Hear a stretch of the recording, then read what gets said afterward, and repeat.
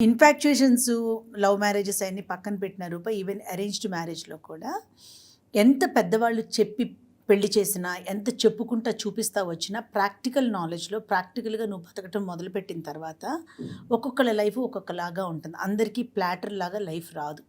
So, అది deal చేసే ప్రాసెస్‌లో ఆ హర్డిల్స్ ఏమవుతాయంటే తట్టుకునే వయసు, తట్టుకునే అంత మెచ్యూరిటీ మనం డీల్ చేసేవి, ఎదుర్కొనే వాటితో వచ్చేస్తుంది మెల్లమెల్లగా.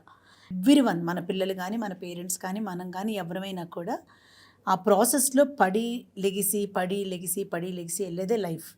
సో, ఈ ఏజ్‌కి ఏం చేయాలి, ఆ ఏజ్‌కి ఏం చేయాలని ఏమీ రాసి ఉండదు రూపా. ఒక్కొక్కళ్ళకి 60 ఏళ్లలో పడాల్సినవి 25 ఏళ్ళకే పడతారు. హ్మ్. కొందరికి లైఫ్ అలా స్మూత్‌గా ఎళ్తా ఉంటుంది. చిన్న చిన్నవి కూడా పెద్దగా అనుకుంటా ఉంటారు. So, each one will have to deal their own things. They have to learn and grow with the age, with the situations, circumstances and అంతే అలా ఎళ్ళిపోయి ఎండ్ అయిపోతాం.